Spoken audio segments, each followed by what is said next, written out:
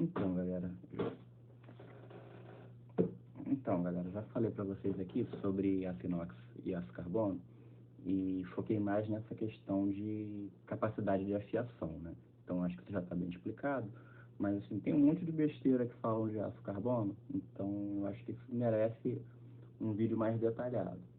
Como durabilidade de fio, o principal fator que influencia isso é a dureza da faca, porque a faca macia, o aço acaba rolando. Então, às vezes esse rolamento ele é um rolamento visível, você dá para ver isso, às vezes não, às vezes é um rolamento microscópico. Então, se você pega, dá 2 passadinhas na chaira e reaviva o fio, a causa da perda de fio foi rolamento. Se você continua passando na chaira e perde o fio, a causa mais provável é fratura por estresse. Então, a dureza é um parâmetro muito importante para a qualidade do aço da faca. E aqui, como vocês podem ver, não dá para comparar simplesmente aço carbono com aço inox. Você olha, tanto em uma família quanto em outra, tem aços de comportamento totalmente diferentes. Então, tem aço inox que ele vai ser tratado com uma dureza baixa, tem aço inox que vai ter com uma dureza muito alta, e no carbono também é a mesma coisa. Então, quando a gente fala de dureza, geralmente o pessoal está comparando o 420, né? Então, está comparando 420 feito com 52 HRC com um 1085 que você fez a 60 HRC. Aí sim, é verdade. Aí o aço carbono vai ter uma durabilidade de fio muito maior do que o inox. Mas você pode pegar e ter a EBL que foi tratado para ficar com 63 HRC. E aí você compara isso com um 5160, que o cara fez o tratamento errado e jogou a 55 de dureza. Tá, aí o inox vai ter uma durabilidade muito maior do que o carbono. Então, não dá para comparar assim. É aço a aço e dureza com dureza. Sendo que essa dureza, ela tem que respeitar uma resistência mecânica mínima. Então, se o aço, se o tratamento térmico for feito errado e deixar o aço duro demais, a resistência a impacto fica muito baixa. E aí o aço começa a fraturar. E aí ele vai perder o fio por fratura e não por rolamento. E aí você perde a vantagem de ter a sua faca mais dura. Então, outra besteira de aço carbono. Aço carbono é mais resistente a impacto do que aço inox. Tá, olha para esse gráfico. Quem é o top de resistência mecânica? É o 8670. Então, se você quiser pegar e otimizar o máximo do máximo de resistência mecânica, a melhor opção vai ser o carbono. Eu já vi teste de impacto com um aço 1084 bem tratado. Nossa, cara, que faca resistente. Incrível o teste do cara. Faca fininha, 67 gramas. O cara fez batoning com uma faca dessa. Então, assim, você fazer um batoning com uma faca grossa, quanto mais grosso, mais resistente a faca, né? Para você deixar uma faca fininha assim, ela tem que estar com a resistência mecânica muito boa. Então, mesmo um aço que não chega no top de resistência mecânica, ainda pode ser um aço de excelente qualidade para isso, né? E se a gente for comparar com 1084, um EBL da vida, na mesma dureza em 60 HRC, passa um pouquinho de um 1084. E, então, assim, tem aços inox com resistência mecânica excelente. O 420HC é outro. 420HC, você vê a resistência mecânica dele está 40 e pouquinho aí, em 57, 58 HRC, uma dureza boa. Então, é um aço que você pensa que é 420, né, que é aço ruim. Não, pô, um aço de excelente qualidade se for bem tratado. E esse fio é a grande questão, né? Porque a gente vê muito aço que não, não está sendo bem tratado, né? E aí ele não atinge todo o potencial do aço. Tem gente fazendo 420 no forno a gás. Aí a qualidade do aço cai muito. Sobre resistência mecânica, presta mais atenção em uma coisa. Esse AEBL em 60 HRC, ele é 4 vezes mais resistente que um 1095. Então, esse aço que é usado como faca de sobrevivência, como faca de impacto, né? Ele é péssimo para isso. Não é para isso que esse aço é para ser usado. Então, um AEBL dá no chinelo com ele. Não tem nem comparação. E, sinceramente, não é nem justo comparar com o 1095, porque ele é um aço ruim para impacto, né? Mas tem tanta gente que gosta, a gente compara com o 1095. Aí é 4 vezes acima. O, o 420 HC 4 vezes acima, resistência a impacto, né? E isso é gráfico de metalurgista, né, cara? Isso daqui é do Larry Thomas. O AEBL eu acho um aço incrível, porque ele não leva vanádio, não é não usa técnica cara de metalurgia em pó, e não usa inclusão de nitrogênio. Então, assim, é um aço super barato comparado com os aços top, né? O preço competitivo em relação a outros aços inox e, bem, fora do mercado nacional, né? Aqui no mercado nacional a coisa fica um pouco diferente. Mas o custo de produção dele é próximo do custo de produção de outros aços inox. O segredo dele é respeitar a curva de precipitação de carboneto. Depois eu explico isso para vocês. Para usar uma fiação japonesa, com uma fiação de 10 graus de cada lado, que deixa a faca super afiada, você precisa pelo menos 63 HRC. E você nota que o AEBL, ele consegue ser um aço inox, um dos poucos que atinge esse nível de dureza alta. Ele tolera 63, 64 HRC de dureza. Isso mantendo uma resistência mecânica acima do 1.4116.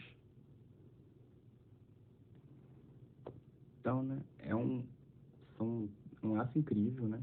E, por sinal, tem algumas empresas que estão fazendo com o mesmo projeto, né?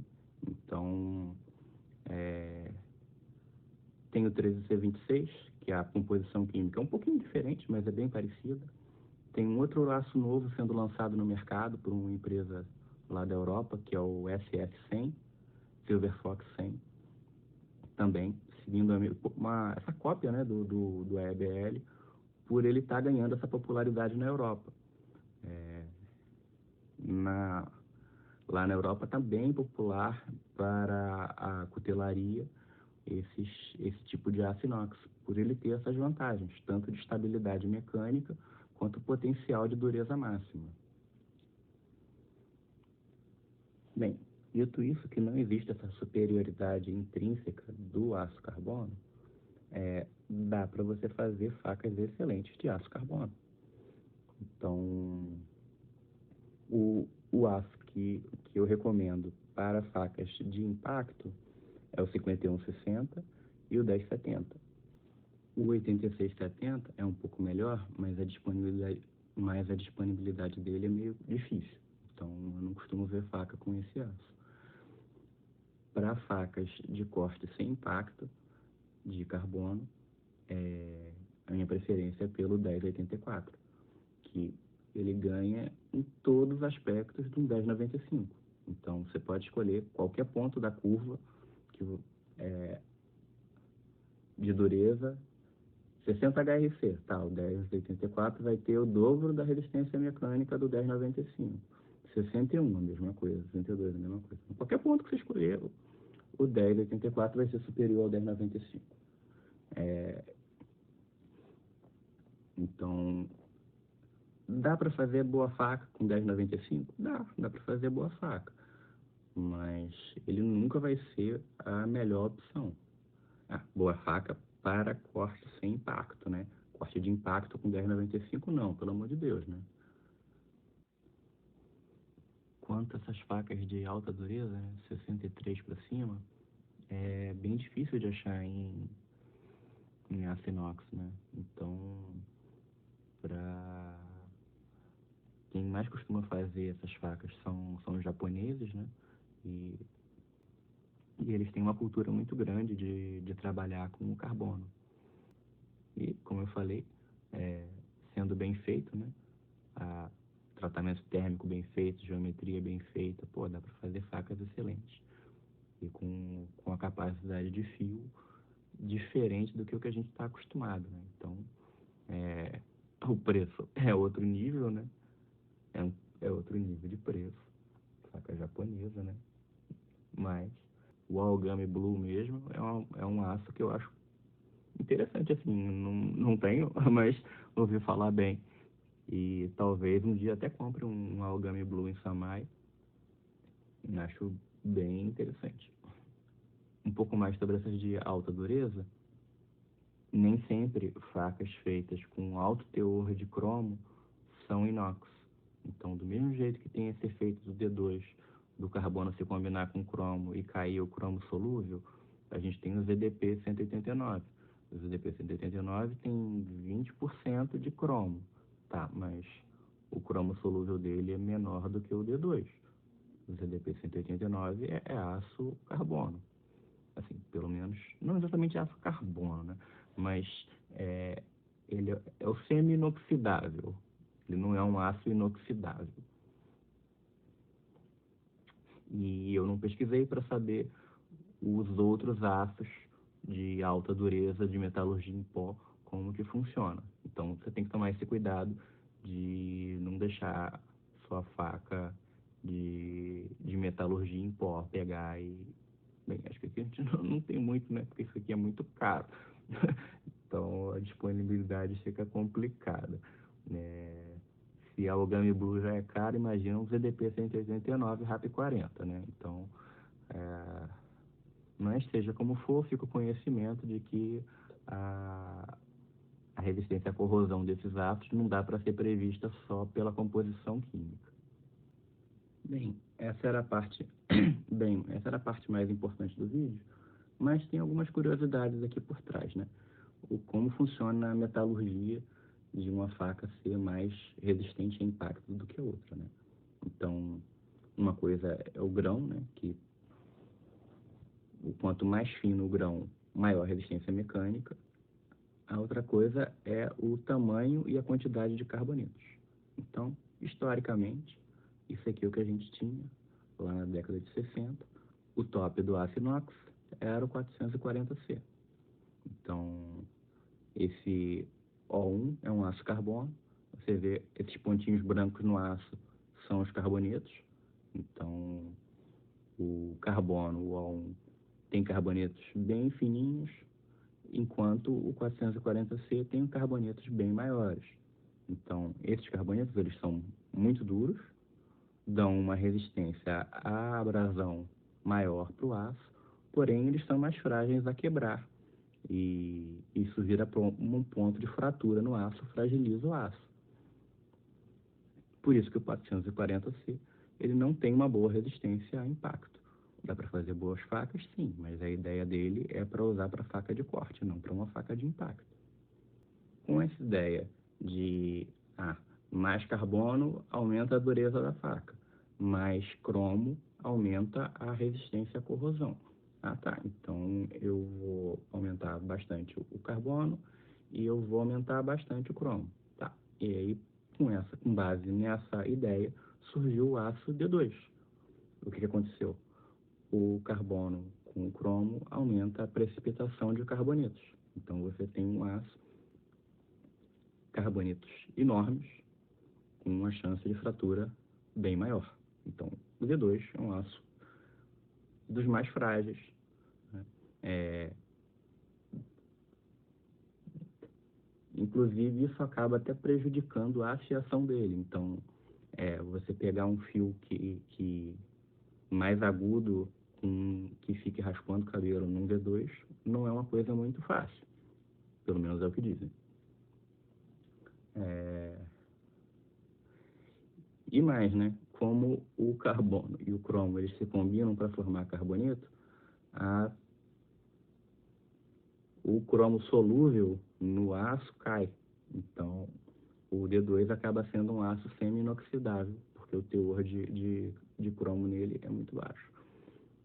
Então, ele fica em torno de 6%. Apesar de ele ter 12, ele tem 12 de cromo, mas o cromo solúvel dele é 6. Então, ele não tem uma boa resistência à corrosão.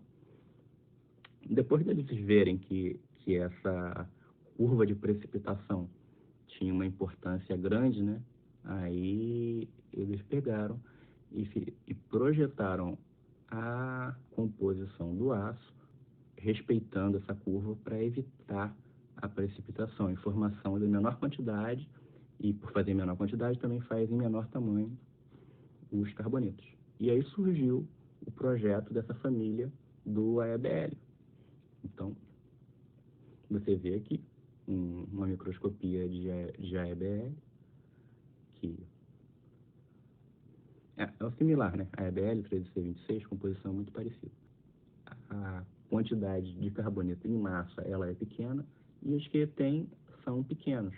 Então, não chega a ter uma resistência a impacto tão grande quanto o 5160, que é um aço limpinho, né? Então, praticamente não tem carbonetos no 5160, mas tem uma resistência a impacto incrível, né?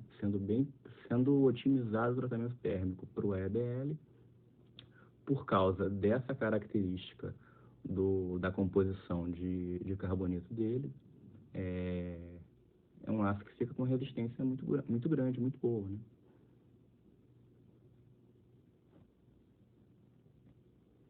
O 14C28N, ele tem um projeto bem parecido com o 13C26. Qual o objetivo desse projeto deles?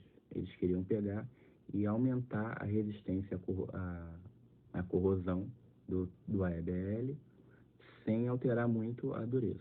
Então, o que eles fizeram? Eles reduziram um pouquinho a quantidade de carbono e adicionaram nitrogênio em atmosfera com alta pressão. Então, isso aumenta um pouco o custo de produção, mas dá uma resistência à corrosão maior.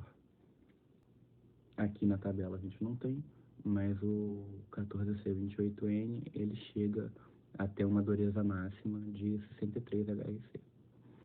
Outra coisa que eu queria falar, nem tudo numa faca é aço. Então, mesmo facas que são feitas com aço que não é top, você não está vendo specs maravilhosos, mas se ela for feito um bom tratamento térmico, boa geometria, perfil de lâmina que te agrada, ergonomia tá boa, o cabo tá confortável, não escorrega, pô, vai ser uma boa faca, você vai gostar da faca mesmo, ela não tendo um aço magnífico, não vai ter uma durabilidade de fio tão grande, tudo bem, aí você afia. Então, é legal ter um aço ainda? Sim, é legal. Eu acho bom, mas não precisa ser o top das galáxias para fazer uma faca de boa qualidade. E o contrário também é verdade. Se você pegar uma faca que você não goste da ergonomia, não goste da geometria, mesmo que ela tenha um metal de boa qualidade, você vai acabar não gostando da faca. Aqui é vídeo, não dá para falar tudo, mas para quem quiser pegar e se informar mais, conhecer mais sobre aço, metalurgia, eu acho bastante interessante. Tem vários artigos aí recomendados para vocês na descrição. E é isso, espero que vocês tenham gostado. Falou!